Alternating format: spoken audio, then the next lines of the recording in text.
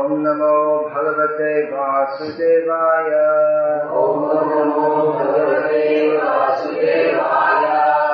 Om Namo Bhagavate Vasudevaya. Om Namo Bhagavate Vasudevaya. Om Namo Bhagavate Vasudevaya. Om Namo Bhagavate Vasudevaya. Downstairs, it sounded like there was only one person in the kirtan. You know why? From downstairs I was hearing you singing, but it sounded like there was only one person in the whole kirtan. I couldn't understand that. There are only few months. No, the reason is because you were singing both the lead and the refrain in the mic. So then there's no one else need bother singing because you can't hear anyone else. So actually Prabhupada said that who's leading the kirtan, they sing and then they don't sing, or at least they don't sing in the mic. Because otherwise it's just like one person singing. You can't hear anyone else. Nobody wants to follow that. You are repeating. Is it? That's commonly done. You'll see there's a kirtan with like 50 people or something. You can only hear one person or two people. Whoever sings in the mic. Okay, as the sign outside the door says, please turn your cell phone off. Everyone has a cell phone, right? Yes. Everyone except me. Don't have one, never had one, and I hope I never have one. So please turn it off. You turn it down. And please give me Bhagavad-gita in English, because I don't understand Kannada. Bhagavad-gita as it is, chapter 2, text number 51. Translation and commentary by His Divine Grace, Mrs. Bhakti Swami Prabhupada.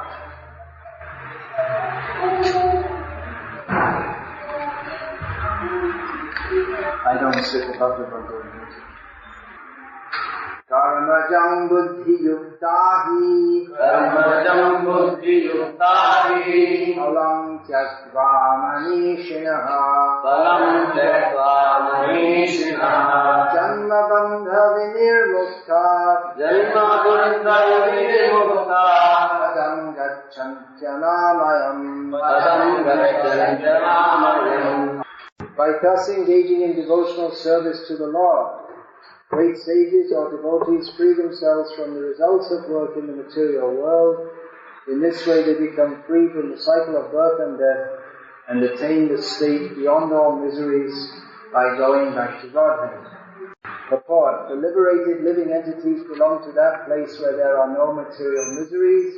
The Bhagavatam says, Samashita ye padda pallava prabham mahatpadam punya yasho morare bhavam buddhir vatsa padam param padam padam padam yad padam nakrishami. For one who has accepted the abode of the lotus feet of the Lord, who is the shelter of the cosmic manifestation, and is famous as Mukunda, or the giver of Mukti, the ocean of the material world is like the water contained in a cask of cane.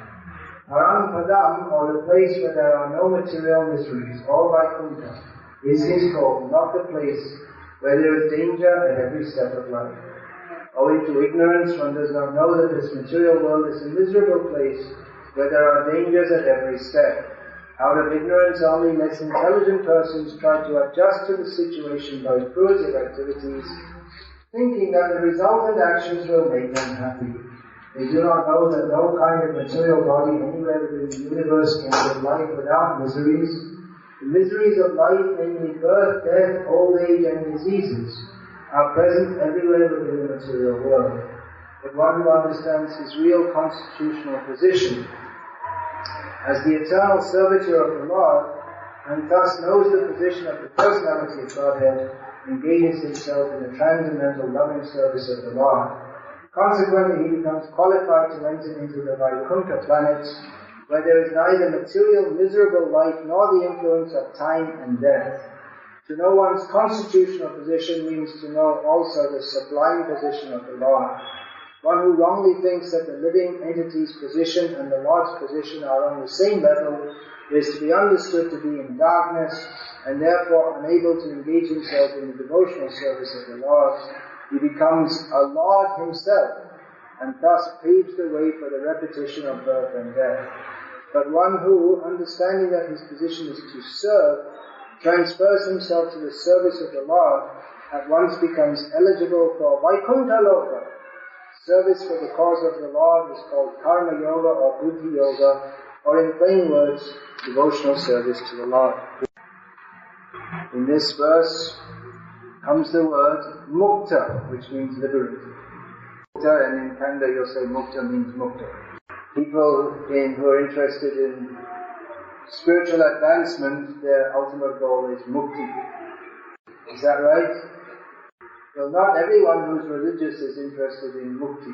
Here in this second chapter of Bhagavad-gita, Lord Krishna talks about the Veda Vada Rata, persons who are attached to the words of the Vedas for going to heaven and enjoying material pleasures.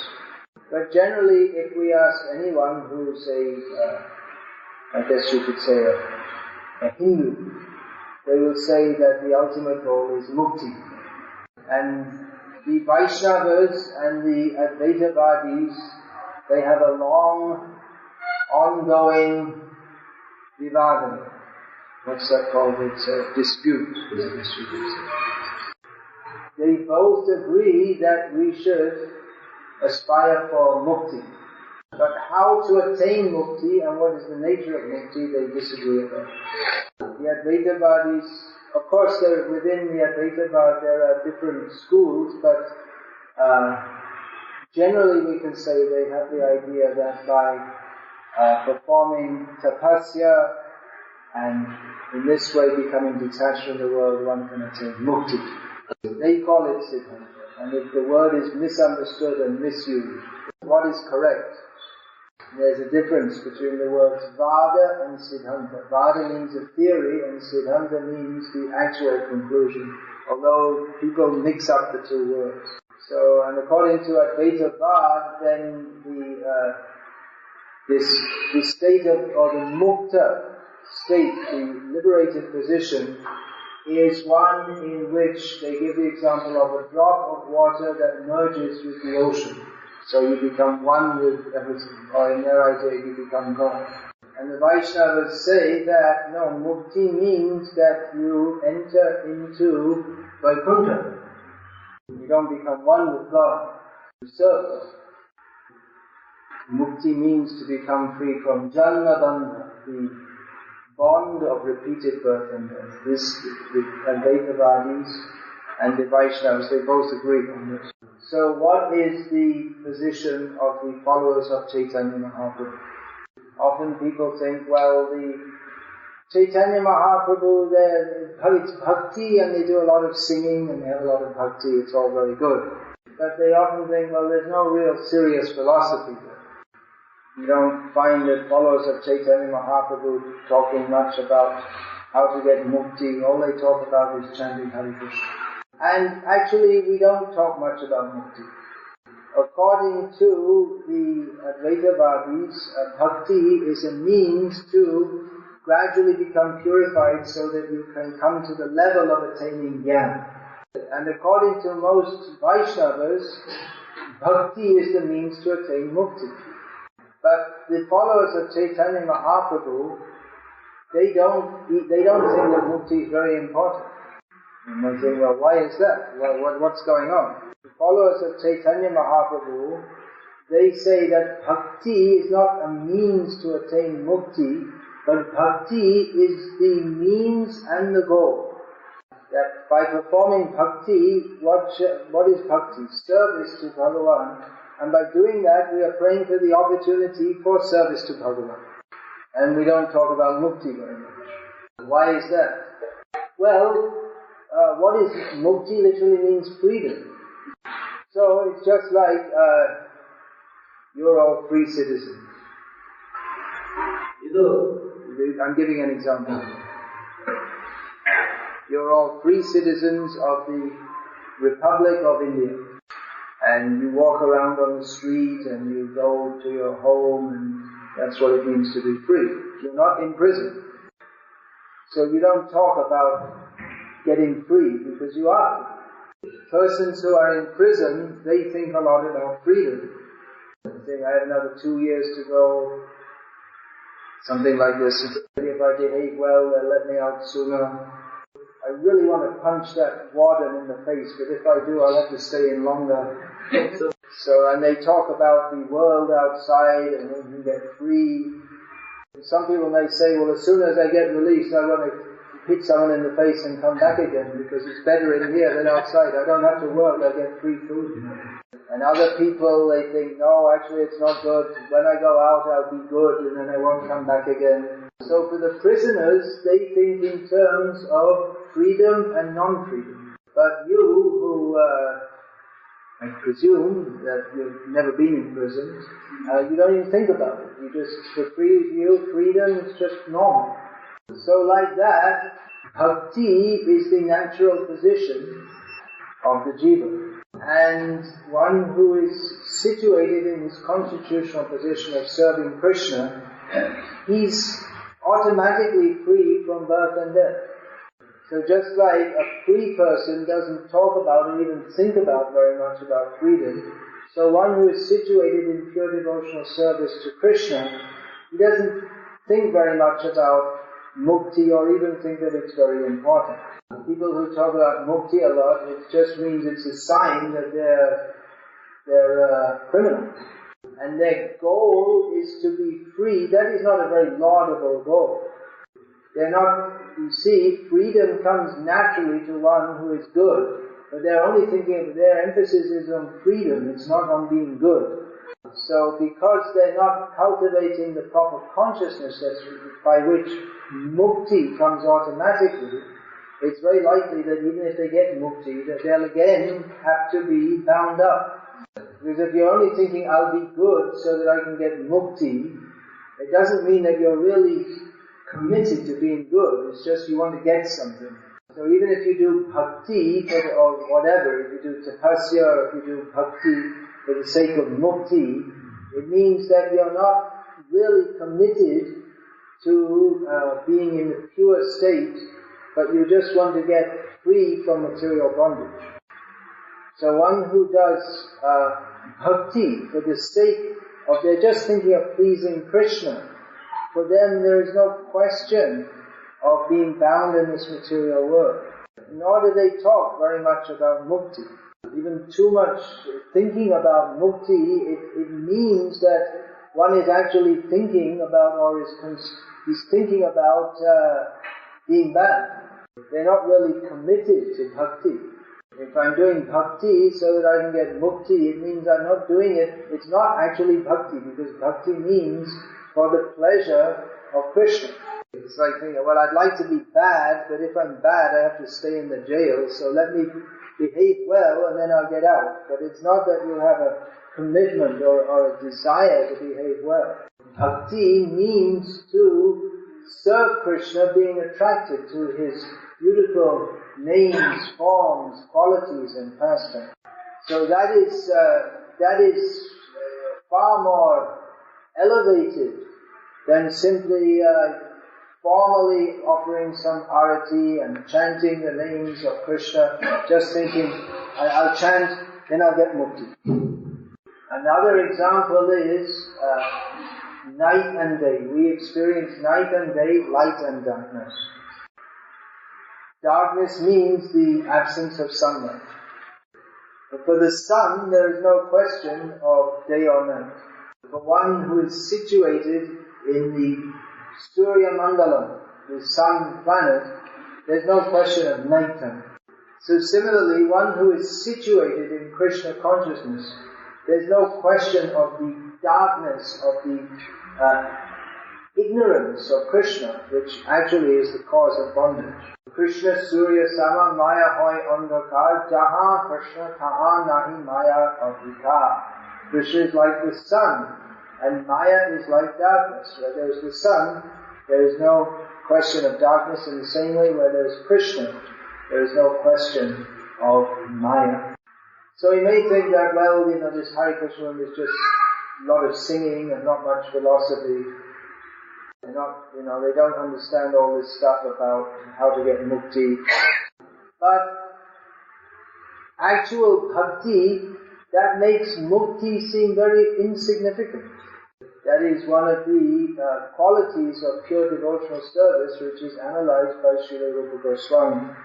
Moksha lakhutakrit. Pure devotional service makes the very concept of liberation seem very insignificant. That the mukti, which people are thinking is so important, is the highest goal of life, but pure devotees, they think mukti, well, not even worth talking about. Just like ordinary citizens, they don't talk a lot about how to get free or what. They just take it for granted. Just even by engaging in devotional service, the first symptom, pure devotional, kleshagni, the sins and the results of sins, they are destroyed for one who engages in devotional service. Kleshagni shubhada, even in the very beginning stages of devotional service, it bestows all auspiciousness. Of course, in the beginning stages, one may take up bhakti and think, well, I want to get out of this miserable material world. But when one comes to the stage of bhava bhakti, or more advanced stage, when the feelings for Krishna are developed, even those feelings for Krishna are not fully developed, but it makes one feel that moksha is just something very insignificant in comparison with the feelings for Krishna. The fourth symptom of Shuddha Bhakti described by Srila Rupa Goswami is Sudurlabha, very rarely attained. Not custom, but rarely. Durlabha. Durlabha. Yeah, I think it's not difficult, but it's rare. There's a difference. It's easy, but it's rare because people are hardened criminals. They can't even imagine what it means to love Krishna.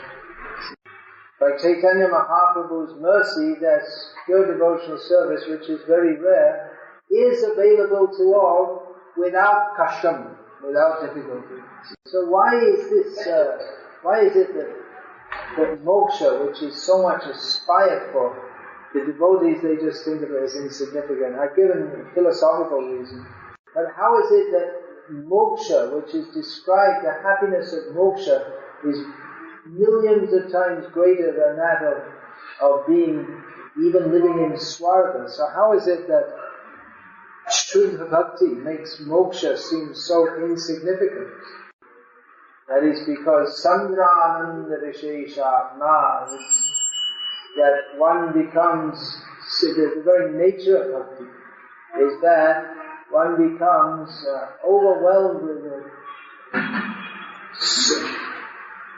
overwhelming bliss of love of Krishna. And although the Advaitavadis, they impossibly think, or they plan for the impossible, that they will actually become God.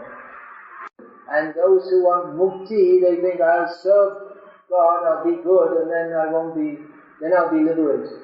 This is a kind of formal bhakti in which one serves the Lord because you're afraid of material bondage. But by the kind of bhakti that Rupa Goswami, the foremost follower of Chaitanya Mahaprabhu, teaches, then Sri Krishna Akashani Chasa, that Krishna, whose very name means who gives attraction, he becomes attracted to the bhakti of his devotee.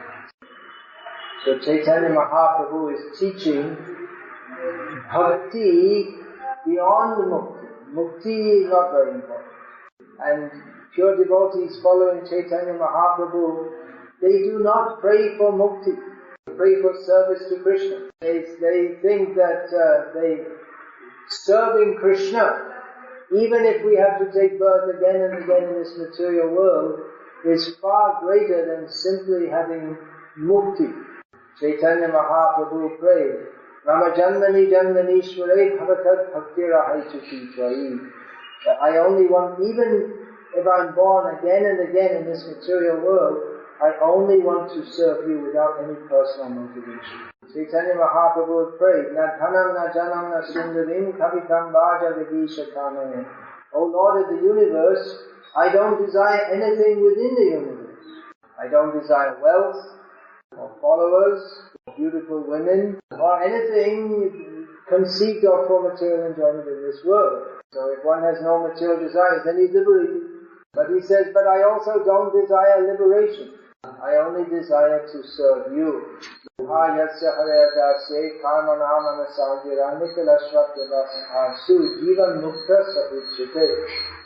who even within this world fully engages himself with mind, body and words in the service of Krishna, such a person is already liberated while living within this world. It's called Jivan Mukta.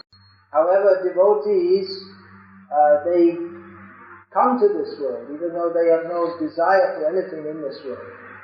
Why so is expressed by Sri Prahlad Maharaj. Naivod Vijay Kara Duratyaya Vaiparanyas Tadvirya Gayana Mahamrita Magna Chittai. He told Lord Nrsimhadev that I have no anxiety, I'm completely happy. Even I'm not afraid of this material existence, because I'm always happy by glorifying your name, form, qualities and pastimes. Prahlad Maharaj says, but still I have some unhappiness. How can anyone who is absorbed in love of Krishna have any unhappiness? His unhappiness is Shote Tato Vilokacheta Sa Indriyartha Maya Sukaya Baram Udvahato Vimurha. My unhappiness is seeing all these fools and rascals who are simply absorbed in material life, who are inimical to Krishna, simply interested in sense gratification, trying to be happy in this illusory world. So this unhappiness that is not the unhappiness of Maya. That is the ecstasy of a devotee in trying to deliver others from the ignorance of being inimical to Krishna. Such a person who is always trying to bring others to Krishna is certainly himself liberated. It's just like the warden or the governor in a prison. He's not a prisoner.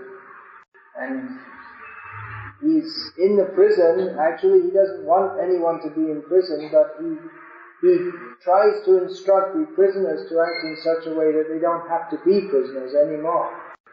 So Chaitanya Mahaprabhu's followers, they actually have a tremendous contribution to make to the spiritual life. This dispute between Advaitavadis and Vaishnavas about how to get Mukti and what is the nature of Mukti, it's all meaningless actually.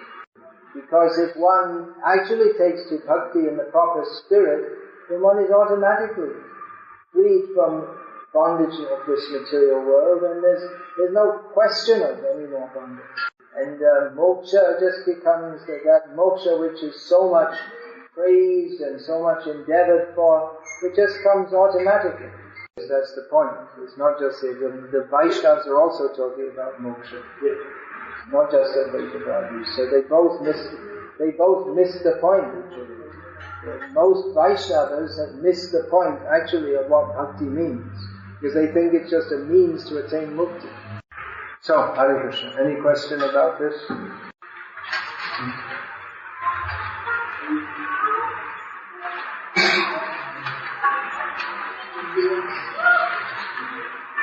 I will do bhakti and then I will get mukti. Well, if you do bhakti with the idea of getting mukti, you're not really doing bhakti.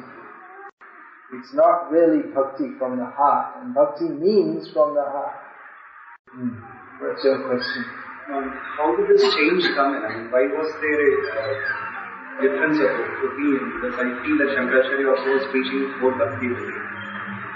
Shankaracharya is preaching bhakti. Is that what you're saying? I heard from the song Jagovindan. Yeah. He was talking about bhakti over here.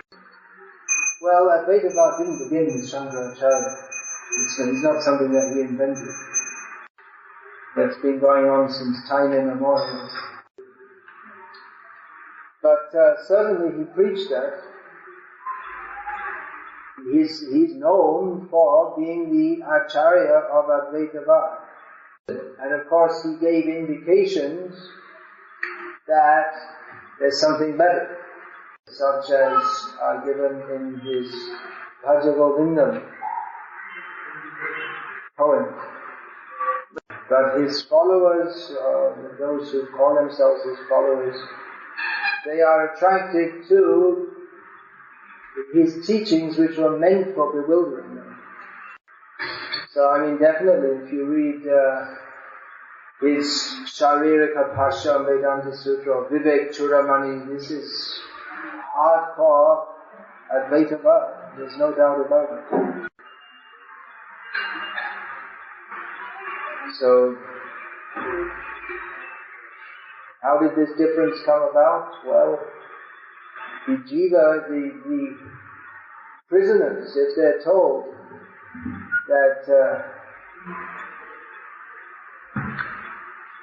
you can, they're making it within the prison, they're making a scheme how they can not only get out of the prison, but they can take over the whole government. Then they may think, yeah, we'll get full power and we'll be fully satisfied. But actually, it's another criminal endeavor. But they like it. It sounds a lot better than having to follow the laws of the land. It sounds terrible for them. In prison, they are in corrupted consciousness, and Mayavad or Advaitavad appeals to the corrupted consciousness of the jiva who does not want to surrender to Krishna. That's why it's popular. People like it, because this is the world of criminals. This whole material world is like a big criminal, it's like a big prison. So it's for corrupted people. By carefully studying Bhagavad-gita as it is, we can understand all these points very clearly without going into all the intricacies of trying to read and understand Sharirika Bhashya and Vivek Churamani or Nyaya Sudha and all these things. These are too complicated for all of us anyway. If we read Bhagavad-gita as it is, we'll understand all the principles, everything that we need to know, without getting into all the complex details that go on in these discussions, which no one nowadays can understand anyway, except a few pundits.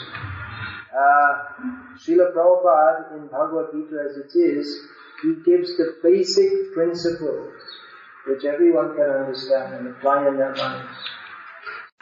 Anything else? Yes, please. If not Mukti, what is the goal of Bhakti? The goal of Bhakti, if it's not Mukti, it's not Mukti. The goal is Bhakti. That I said, the means and the end are the same.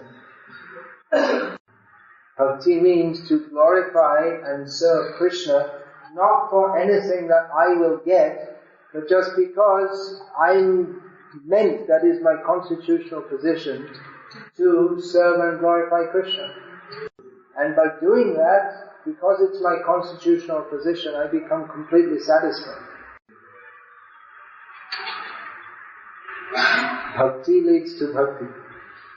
Bhakti, namana Bhakti Bhaktya sanjataya bhaktya. In the beginning there is the practice stage, sadhana bhakti. And that gradually leads to bhava bhakti, prema bhakti, the consummate state, the perfect state, complete state. You have a question? But Bhakti for children, young ones and older persons. What is Bhakti for young children and for older persons? Yeah. What is the form of Bhakti? What is the form of Bhakti? Well, it's the same for everyone, because no one's young or old. It's just we're all Atma and we're in different bodies, and the bodies go through different changes, but the Atma doesn't. Prahlad Maharaj said, Kaumara acharet pragyo dharman bhagavataniha. That from the Kumaravasa, from the very beginning of life, one should in this world engage in Bhagavad-Bhakti, Dharman Bhagavata, Bhagavad Dharma. Prahlad, he taught what are the principal means of performing bhakti. Shravanam, Kirtanam, Vishnu Smaranam, Pada Sevanam, Archanam, Vandanam, Dasyam, Sakhyam, Atmanivedanam. Hearing and chanting about and remembering Vishnu, Smaranam, and serving his lotus feet, worshipping him as the deity, offering prayers to him, identifying oneself as his servant, identifying oneself as his friend, and fully surrendering to him. So for children and adults, same process. It may take slightly different form, but it's the same process for everyone. In other words, children and adults can chant the names of Krishna, you can hear about Krishna, you can remember Krishna, and so on. It's not a different process for children or adults, it's not a different process for men and women or brahmanas and lower castes or for Hindus and non-Hindus. It's the same process for everyone, because all these divisions, young, old, educated, uneducated, high caste, low caste, male, female, these have nothing to do with the Atma. And the Atma is by nature servant of Krishna, Bhakta. Simple. Simple to understand. Very complex discussions about the nature of Mukti and Bandhan, how to get Mukti, not required. Chant Hare Krishna, serve Krishna, automatically one is liberated. If one sincerely chants Hare Krishna throughout his life, he's already liberated. So where's the question of whether or not he will attain Mukti? Already he got it. It's not even a question. To cultivate pure bhakti, with what kind of works we have to associate, with what kind of people we have to associate, and what kind of food we have to... You're saying pure bhakti, what kind of work do we have to do, what kind of people do we have to associate with, and what kind of food do we have to take? That's the question. Well, what work do you do? You do some kind of work, isn't it? What kind of work is that? Yes, what are the... Yeah. Or what, you mean what activities? Yeah, whatever work you're doing, unless you're a butcher, if you're a doctor, you can be a doctor, if you're a bus driver, you can be a bus driver, but whatever it is, but one should add to his life the activities. Shavanam, Kirtanam, Vishnu, Smaranam, these activities. Practically how to do that, I was quoting Rupa Goswami, so he's given that in his Bhakti Rasamrita Sindhu, and for even more specific, there's that book I've written, The Beginner's Guide to Krishna Consciousness. It tells you what to do, how to chant, how to put on this Vaishnav Tilak, which mantras to say, the details, given simply there. Describe all the details now, rising early in the morning, bathing, putting on the Gopi Chandan Tilak, and which mantras to say. It will take quite a long time to say now. You can see in that book, and you can consult with devotees also. What kind of people we should associate with? Devotees. Devotees are interested in bhakti, so by their association, our interest will increase.